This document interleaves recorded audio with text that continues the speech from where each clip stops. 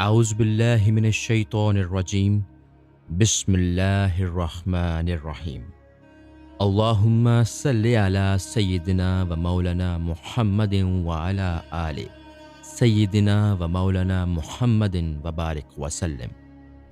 حضرت محاسبی رحمۃ اللہ علیہ کے حالات و مناقب۔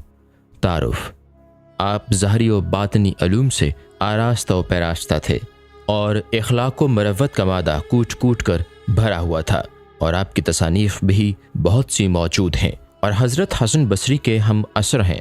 بغداد میں وصال ہوا اور وہیں مزار مبارک ہے۔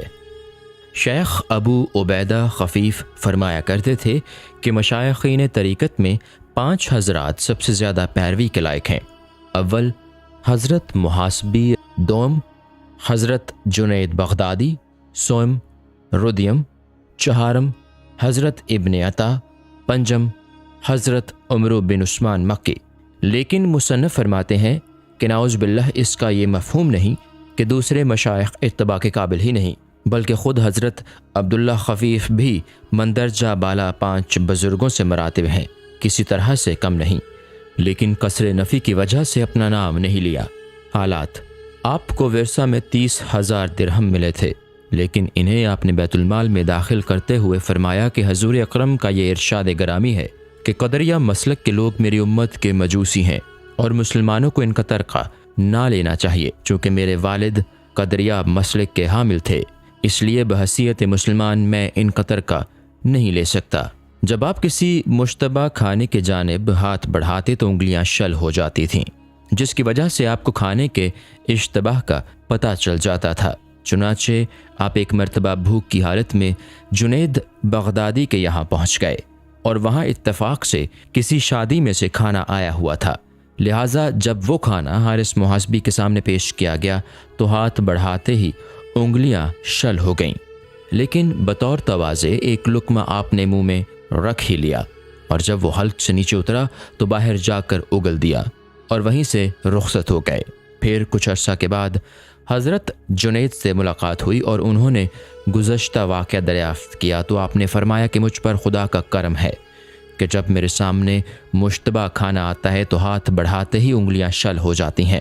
چنانچہ اس روز بھی یہی ہوا، لیکن دل شکنی کے سبب میں نے ایک لقمہ منہ میں رکھ لیا، مگر وہ حلق سے نیچے نہ اتر سکا اور مجھ کو باہر جا کر اگل دینا پڑا۔ لہٰذا آپ بتائیے کہ وہ کھانا کہاں سے آیا تھا؟ حضرت جنید نے فرمایا کہ پڑوسی کے یہاں سے شادی کی تقریب میں آیا تھا۔ پھر حضرت جنید نے اصراراً فرمایا کہ آج میرے ہمراہ تشریف لے چلیے۔ پھر آپ کو گھر لے جا کر جو کی خشک روٹی آپ کے سامنے رکھ دی، اور آپ نے شکم سیر ہو کر فرمایا کہ فقراء کی تواضع اس طرح کی جاتی ہے۔ ارشادات: آپ فرمایا کرتے تھے کہ ابتدا میں جب کسی کو نماز پڑھنے پر فخر کرتے دیکھا تو یہ شبہ ہوتا کہ نہ جانے اس کی نماز قبول بھی ہوئی یا نہیں، لیکن اب یقین کے ساتھ کہہ سکتا ہوں کہ ایسے شخص کی نماز ہرگز قبول نہیں ہوتی۔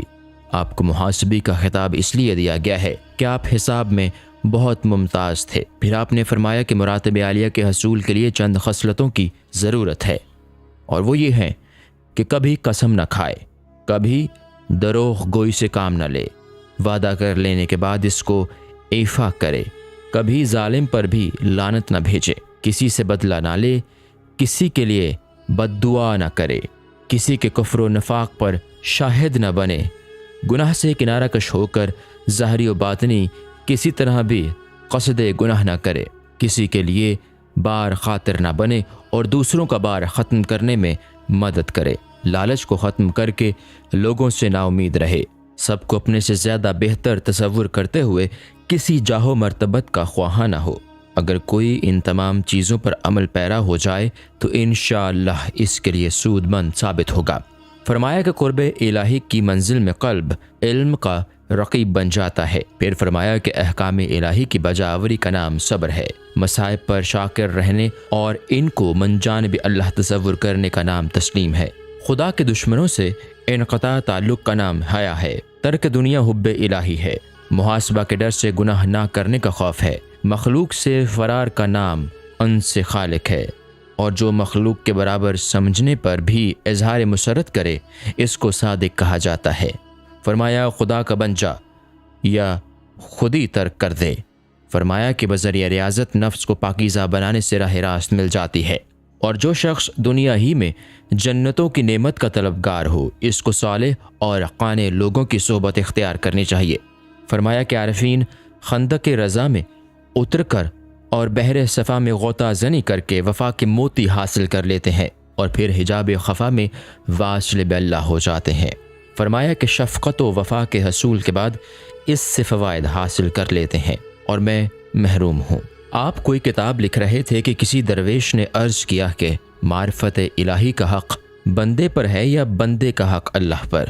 اگر معرفت الہی بندہ خود حاصل کرتا ہے تو اس طرح بندے کا حق خدا پر ثابت ہوگا، اور بندے کا حق خدا پر ثابت کرنا حرام ہے، اور اگر بندے کی معرفت پر اللہ کا حق ہے تو یہ بھی صحیح نہیں، کیونکہ ایسی شکل میں بندے کو اللہ کے حق کا حق ادا کرنا چاہیے۔ اس منطقی تقریر کا مفہوم سمجھ کر آپ نے کتاب لکھنا بند کر دیا۔ اس کے علاوہ یہ حال بھی پیدا ہوا کہ جب معرفت اللہ ہی کا حق ہے تو پھر معرفت کے باب میں کوئی کتاب تصنیف کرنا لغو ہے، اور اللہ تعالیٰ کا بھی یہی قول ہے کہ اَنَقَا لَتَحْدِ مَنْ أَحْيَيْتَ وَلَكِنَّ اللَّهَ يَحْدِي مَنْ يَشَاءُ، یعنی اے نبی آپ اپنے کسی محبوب شخص کو ہدایت نہیں کر سکتے بلکہ اللہ تعالیٰ جس کو چاہتا ہے۔